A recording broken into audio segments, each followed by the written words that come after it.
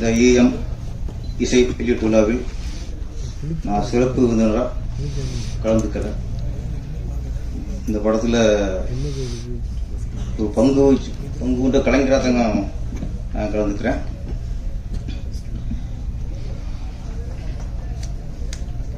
பாக்கியராஜ் சார்கிட்ட ஃபோனில் தான் அழைச்சேன். மாணவி சார்கிட்ட சொல்லி அஸ்டன் சொல்லுங்க அப்படின்னு சொல்லி சொன்ன உடனே எந்த மறுப்பு இல்லாமல் சார் ஒன்று வந்துட்டார். அதுக்கு ரொம்ப நன்றி சார். சினிமா வந்து நேச்சா தான் அந்த பெருந்தன்மைலாம் இருக்கும்.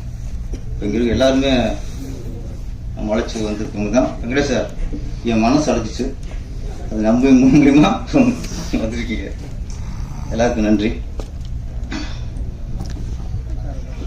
வெங்கடேஷ் சார் பேசும்போது பாக்கியராஜ் பாதிக்காமல் யாருமே படம் பண்ண முடியாதுன்னு சொன்னார். நான் இண்டஸ்ட்ரிக்கு அசிஸ்டண்டாக வரக்கு முன்னாடியே ஒரு பாதிப்பு. இங்கேருந்து நிறைய பேர் என்னவாங்க, அவர் டிஸ்கஸில் உட்காரணும், அவரோட டிஸ்கஸ் பண்ணணும், அவரோட பேசுகிறதே பாக்கியம் அடிச்சுருப்பாங்க. நான் ஸ்கூலில் 10th படிச்சுக்கிற டைம் நினைக்கிறேன். ஜெமினி சினிமாவில் ஒரு போட்டி வச்சிங்க சார், கதை போட்டி.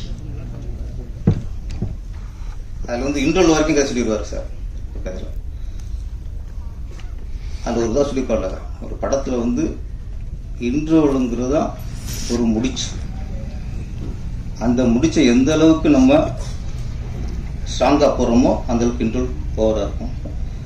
அதுக்கப்புறம் இந்த முடிச்ச அவுக்குறது, ஒவ்வொன்றும் அவுக்குறது தான் அடுத்து செகண்ட் ஹாஃப் திரைக்கதையாக சிறப்பாக அமையும். ஜெமினி சினிமாவில் இன்டர்வல் வரைக்கும் கதையை முடிச்சிட்டார். அதுக்கப்புறம் உள்ள கதை அங்கேதான் முதல்ல சினிமாவுக்காக நான் கதை யோசித்தேன். சினிமாவுக்காக கதை யோசிக்க வச்சது பாக்கியராஜ் சார் தான். யோசிச்சு போட்டிக்கு எழுதி அனுப்புனேன். நான் ஒன்றும் வேலைக்கால இருந்தாலும் அதான் ஃபர்ஸ்ட் சினிமாவுக்காக என்னை கதை எழுத வச்சது பாக்கியராஜ் சார் தான்.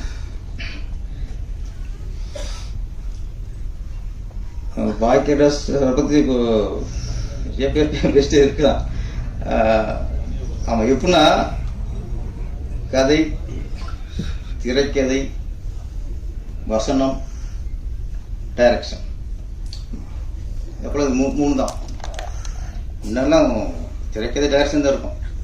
இந்த கதை, திரைக்கதை, வசனம், டைரக்ஷன் இது மூணையும் போட்டால் தான் அவன் தான் முழுமையான டைரக்டரு அப்படின்னு ஒரு வந்து டி ராஜேந்திர ஒருத்தர், அப்புறம் சார். அதுக்கப்புறம் அந்த இது மூணு போடணும். கதை வசனம் ஒருத்தர், திரைக்கதை டைரக்ஷன் ஒருத்தர்னா டைரக்டர் மதிப்பு இருக்காது. அப்போ ஒரு இயக்குனருக்கு மதிப்பு இழக்க செஞ்சது பாக்கியராஜ் சார் தான். அப்போ இப்போ மலையாளத்தை சொன்னீங்கல்ல, மலையாளத்தில் வந்து எப்படின்னா இப்போ தமிழ் ஃபீல்டு ஏன் அப்படி இருக்கு, மலையாள ஃபீல்டு ஏன் இன்னைக்கு சிறந்து விளங்குது அப்படின்னா, இங்கே ப்ரொடியூசர் என்ன பண்ணுறாங்க, ஒரு பாக்கியராஜ் ஒர்க் பண்ணியிருக்கேன் அப்படின்னு பண்ணிக்கிறேன். ஆமாம், எத்தனை ஒர்க் பண்ணிக்கிறேன், பாக்கியராஜ் 10 ஒர்க் பண்ணியிருக்கேன். முந்தான முடிச்சு சூழ்நிலை வச்சு டார்லிங் டார்லிங் டார்லிங் டார்லிங் நான் சொல்லிட்டு ஓகே ஓகே. ஒரு கதாசிரியர் ஓகே, பட்டுக்குடி புறவர் கதை இதோட கதை சார் நான் இயக்க போகிறேன் அப்படின்னா அந்த புதுசு ஒத்துக்க மாட்டாங்க. உனக்கு கதையே பண்ண தெரியல, நீ என்னடா டைரக்டர் அங்கே அடிக்கிட்டு போகிறோம். நான் ஒரு நாவலை தூக்கிட்டு போயிட்டு, சார் அந்த நாவல் நல்லா இருக்கு சார், இதை நான் படம் பண்ணலாம்னு இருக்கேன், எனக்கு வாய்ப்பு கொடுங்க. நீ யார் ஒர்க் பண்ணியிருக்க சார்? நான் பாரதி சட்டை 5 படம் ஒர்க் பண்ணியிருக்கேன். கதை இது நாவல் சார். யார் நாவல்? வேறு ஒரு நாராயணன் சாரோட நாவல். நம்ப மாட்டாங்க. ஏன்டா ஃபஸ்ட்டு படம் உனக்கு கதையே ஒன்று தெரியல, நீ எப்படி டேரக்ஷன் கொடுக்குறது? தமிழ் பிடிச்சிட்டு சொல்கிறேன். இங்கே டைரக்டர்னா அவர் தான் கதை எழுதணும், அவர் தான் வசனம் எழுதணும், அவர் தான் திரைக்கதை எழுதணும், இப்போ அவர் தான் பாட்டு எழுதணும். நல்ல வேலை இடையில பாக்கியராஜ் வந்து இசையமைச்சிட்டாரு, பாட்டு எழுதிட்டாரு. பாட்டு பாடிட்டாரு. அதெல்லாம் கொஞ்சம் மைண்ட் ஏற்றல சார். இல்லைன்னா இப்போ வர்றவங்களாம் கதை, திரைக்கதை, வசனம், இசை, பாடல்கள், பாட்டு பாடணும், நீ தான் டைரக்ஷன் இத்தனை இருந்தால் தான் உங்கள் டேரக்டர் ஒத்துக்கும்னு ஆயிருக்கும். கொஞ்சம் அதில் தவிச்சிட்டோம். அதான் மலையாளத்தில் அப்படி இல்லை. மலையாளத்தில் இன்னைக்கும் டைரக்டருக்கு என்ன அனுபவம், யோசிச்சு ஒர்க் பண்ணியிருக்கியா, பாசிட்டு ஒர்க் பண்ணியிருக்கியா, சித்திட்டு ஒர்க் பண்ணியிருக்கியா? அப்போ இந்த பெரிய டைரக்டர்கிட்ட 5 ஒர்க் பண்ணியிருக்காங்கன்னா அந்த நம்பிக்கை ஃபஸ்ட்டு வந்து உங்களுக்கு.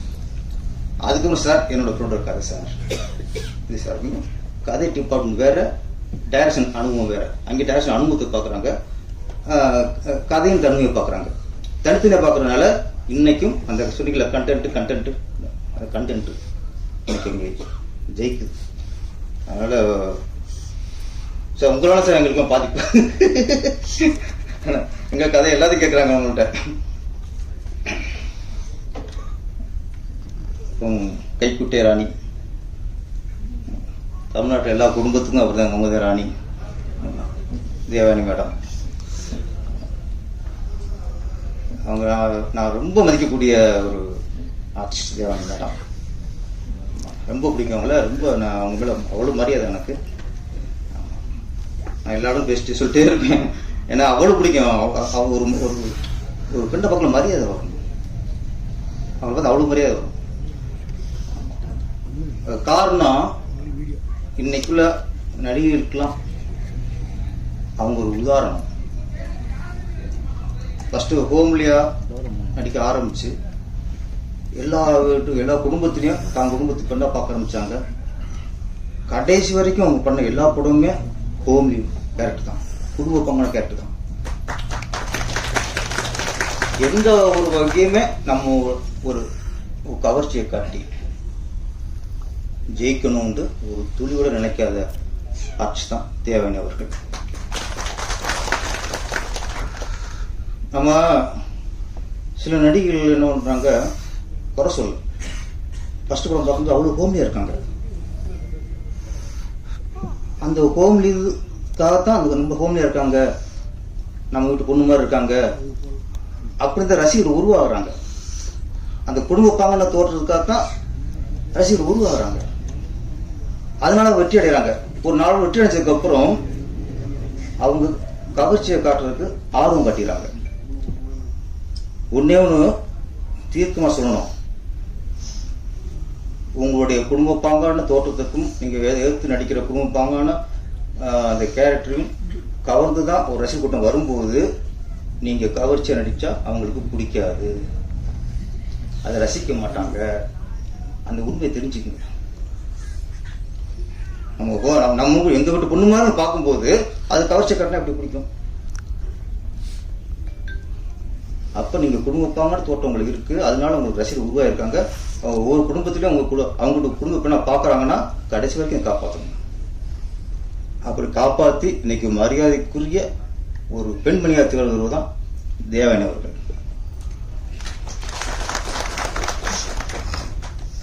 நான் ஃபர்ஸ்ட் நான் ரஜினி ரசிகர். நான் முதல்ல ஒரு ஒரு நடிகைக்கு ரசிகர் ஆனதுன்னா எந்த நடிகை எனக்கு பிடிச்சதுன்னா அமலா ரொம்ப பிடிக்கும். ஏன்னா அந்த மைதிலி காரணம் பார்த்துட்டு அவங்க அவ்வளோ காமெடியாக இருப்பாங்க, எனக்கு அவ்வளோ பிடிக்கும். அப்புறம் தொடர்ந்து வேலைக்காரனாக இருக்கட்டும், அப்புறம் மம்முட்டி சாரோட படம் பண்ணாங்க, எல்லா படமும் அவ்வளோ காமெடி. அந்த காமெடியாக இருக்காங்கிறதுக்காகவே நான் அவங்களுக்கு ரசிகர் ஆயிட்டேன். நான் ஒரு படம், அந்த படத்தில் பார்த்தா மாடர்ன் ட்ரெஸ் போட்டாங்க, அது பரவாயில்ல, ஒரு மாடர்ன் ட்ரெஸ் போட்டாங்க. படம் ஒரு டாப் டிஷர்ட் போட்டு அவங்கள ஓட விடுறாங்க. ஓட விட்டாலும் பரவாயில்ல, high speed shot. Director Amala அவர்களை ஹை ஸ்பீடில் மேல ஓட விட்டு அவங்க கவர்ச்சியை பார்க்கணும்னு நினைக்கிறாரு. ஆனால் எனக்கு பிடிக்கல, எனக்கு விருப்பம் இருக்கு. ஏன்னா நான் ஹோம்லிக்கே தான் அவங்களை பார்த்துருக்கேன். அப்போ அவங்க ஹோம்லியாக பார்க்குற ஒரு ஆர்டிஸ்ட்டை போய் நீங்கள் செக்ஸாக காட்டும்போது, கவர்ச்சியை காட்டும்போது அது மனசு ஏற்றுக்கொள்ளாது. இதை நிறைய ஆர்டிஸ்ட் புரியாமல் கவர்ச்சியாக காட்டினா தான் நிலைச்சி நிற்கணும்னு நினைக்கிறாங்க. என்னைக்கு கவர்ச்சியை காட்டுறீங்களோ அன்னைக்கு தலைச்சியாகும் மார்க்கெட். அதுக்கும் சில ஆர்டிஸ்ட் இருப்பாங்க, அவங்களுக்கு அதுதான் மூலதனமாக இருக்கும். அவங்களுக்கு அந்த உடல்வாவுக்கும் அவங்க கவர்ச்சிக்காக மட்டும்தான் டேரக்டர் கூப்பிடுவாங்க. அவங்க நடிச்சு போட்டுவோம். கோமலி அவங்களை யாராவது கோமலிக்கு லுக்குக்காக குடும்ப பாவங்களுக்கு தோற்றத்துக்காக உங்களை ரசிக்க ஆரம்பிச்சாங்கன்னா கடைசி வரைக்கும் அதை கடைப்பிடிங்கள். அப்போதான் இதே மாதிரி இன்னைக்கும் பேசப்படலாம். ஆமாம். அப்புறம் இயக்குனராகவும் ஆயிட்டாங்க. கைக்குட்டை ராணி இயக்குனர், வாழ்த்துக்கள் மேடம். ஆமாம். ஆர்டிஸ்ட் நடிகைகள் முதல்ல பானுமதி அம்மா இயக்குனரானாங்க. அப்புறம் லட்சுமி மேடம் இயக்குனரானாங்க. அப்புறம் ஸ்ரீபிரியா மேடம் இயக்குனரானாங்க. லட்சுமி ராமகிருஷ்ணன் மேடம் இயக்குனராக இருக்காங்க. நிறைய நடிகர்லாம் இயக்குனராக வெற்றி அடைஞ்சிருக்காங்க. பானுமதி அம்மா இயக்குனராக வெற்றி அடைஞ்சாங்க. லட்சுமி அம்மாவும் இயக்குனராக வெற்றி அடைஞ்சாங்க. ஸ்ரீபிரியா மேடமும் இயக்குனராக வெற்றி அடைஞ்சாங்க. அதே மாதிரி அந்த வருஷத்துல இந்த கைக்குட்டை ராணியும் மகாராணியாக உருவாக வேண்டும். அந்த ராணிக்கு ஒரு வெற்றி கிரீடம் தலையில சூட்ட வேண்டும். வாழ்த்துக்கள் மேடம். அப்புறம் இந்த மேடையில் இன்றைய நாயகன் அப்படின்னா இசையமைப்பாளர் ஸ்ரீநாத் பிச்சை. முதல்ல நம்மளு சதாசிவம் கூட்டி வந்தார் மினிஸ்டர் பேசிட்டார். சார் மினிஸ்டர் உங்களை அறிமுகப்படுத்துங்க சார், நீங்கள் இதை போடுறதுக்கு ஒரு பாட்டு எழுதுங்க சார் அப்படின்னு. சரி வாங்கிட்டேன். கூட வந்துட்டாங்க.